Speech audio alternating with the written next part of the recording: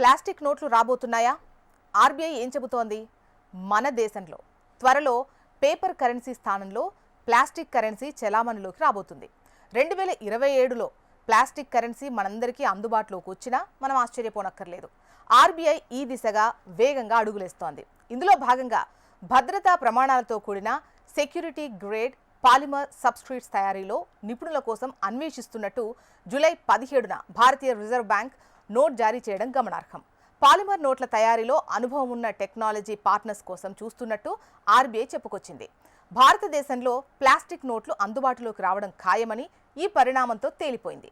RBI ఎప్పటికీ అందుబాటులోకి తెస్తుంది అనే విషయంలో ప్రస్తుతానికైతే స్పష్టత లేకపోయినప్పటికీ ప్లాస్టిక్ నోట్లను వాస్తవ రూపంలోకి తీసుకురావడంలో ఈ టెండర్ ఒక పునాది రాయి అని చెప్పొచ్చు. ప్లాస్టిక్ నోట్ల ముద్రణలో ముడి పదార్థాన్ని దిగుమతి చేసుకోవడానికి బదులుగా సాంకేతిక పరిజ్ఞాన బదిలీ, అనుభవజ్ఞులైన అంతర్జాతీయ సంస్థలతో సహకారం ద్వారా దేశీయ తయారీని నెలకొల్పాలని భావిస్తోంది. అంటే మన ప్లాస్టిక్ కరెన్సీ మన దేశంలో ప్రభుత్వ నోట్ల ముద్రణ సంస్థనే తయారు చేయాలని చూస్తోంది. పాలిమర్ కరెన్సీ నోట్ల సబ్స్ట్రాట్ల కోసం ఇండియా ఒక స్వదేశీ ఉత్పత్తి వ్యవస్థను నిర్మించుకోవాలని, ఇందుకు సహకరించే కంపెనీలను గుర్తించాలని నిర్ణయించింది. ప్రస్తుతం భారతదేశంలో ఎక్కువగా పత్తి ఆధారిత కాగితంతో తయారైన కరెన్సీ నోట్లు చెలామణిలో ఉన్నాయి కదా.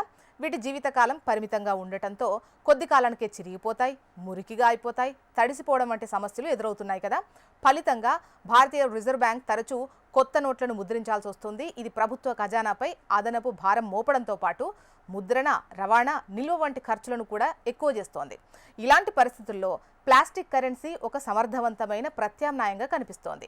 ప్రత్యేకమైన ప్లాస్టిక్ పదార్థంతో తయారయ్యే ఈ నోట్లు సాధారణ కాగితపు నోట్లతో పోలిస్తే 2 నుంచి 4 రెట్లు ఎక్కువ కాలం మన్నిక.